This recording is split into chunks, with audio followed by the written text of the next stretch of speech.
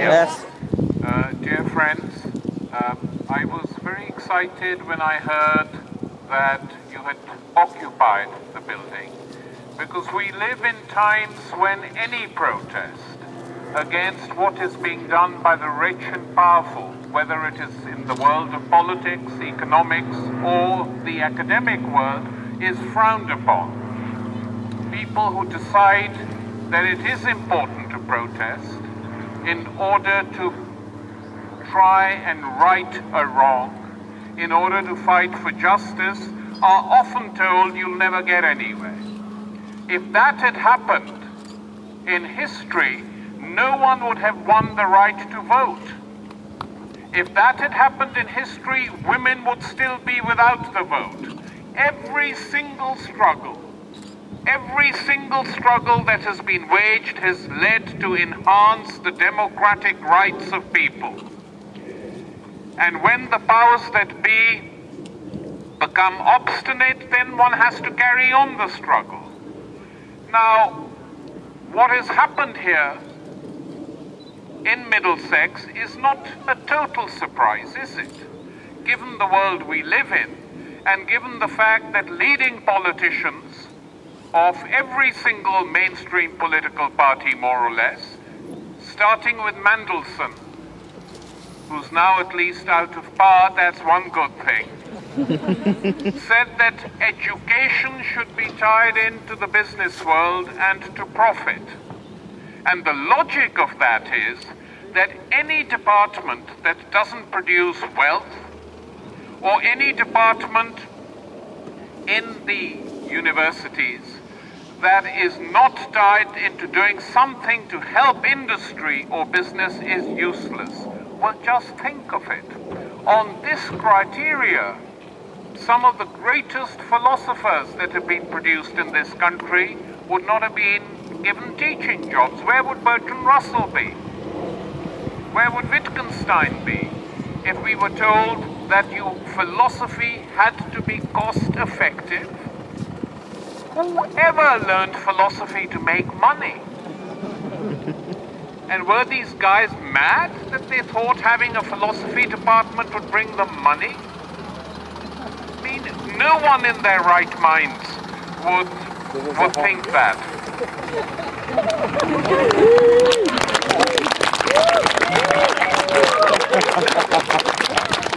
So, this is the first thing to understand, that the world they are creating in education in this country now is to provide what I call Kentucky Fried Education.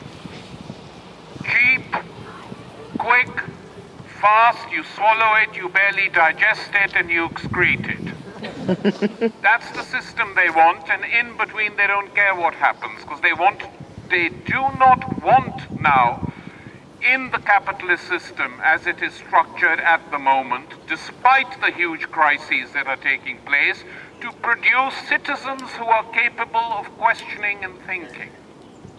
They don't need a system like that. Just like they don't need universities where students say, what you've done is wrong, we're going to occupy. In the same way, they don't like people who question the political and economic and social priorities of the system under which we all live. And we are seeing a process, this is part of it, where democracy itself is being hollowed out.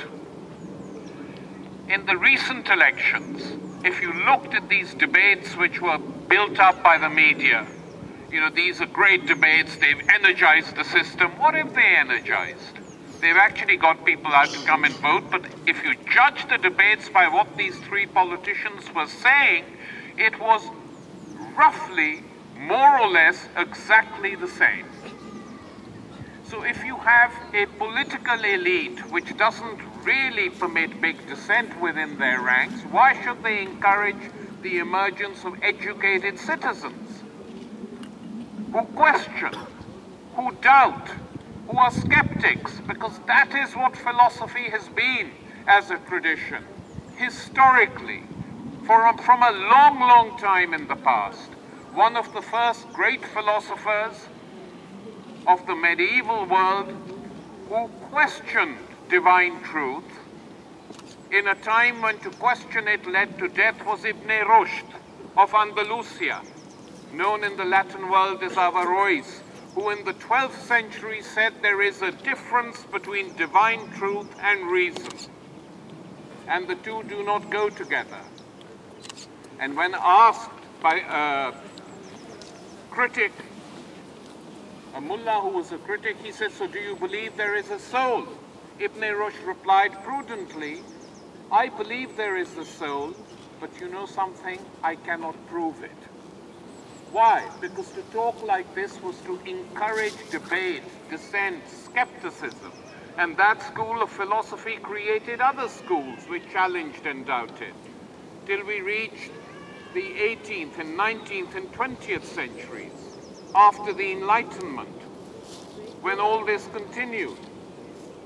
So to see now in the 21st century, a university which considers itself to be a university, saying that we do not need philosophers and we do not need a department of philosophy, and we're going to stop because it's not cost effective, because it doesn't make us money, is an incredible indictment of British society and British culture today. Have no doubt about it.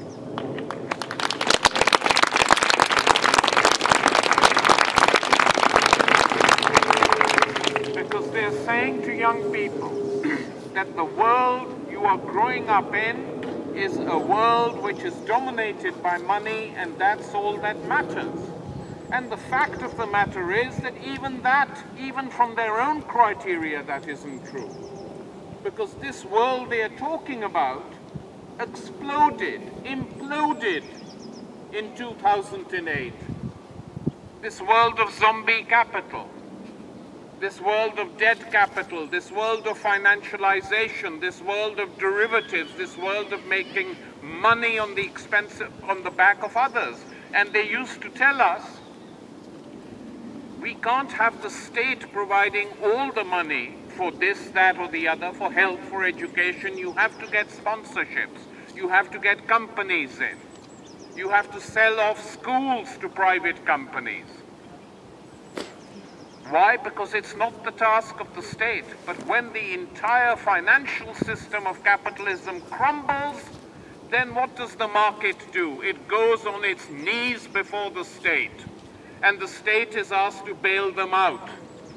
A state that tells us it can't spend more on education, it can't spend more on health, it can't do this or that because there's no money, finds the money to bail out sick banks, which should have been put out of their misery in most cases, with small depositors. A state which can find billions to wage wars in Iraq, in Afghanistan, and elsewhere. They can find billions to do that, say that they have no money for education. So what we have to say to this state, and those who act as its guardians, the political parties and coalitions, very, very simple questions. Do you or do you not want a proper education system in your country? Do you now want a regression to what used to exist in the early 20th and most of the 19th centuries, where education, proper education, just became a preserve of the rich?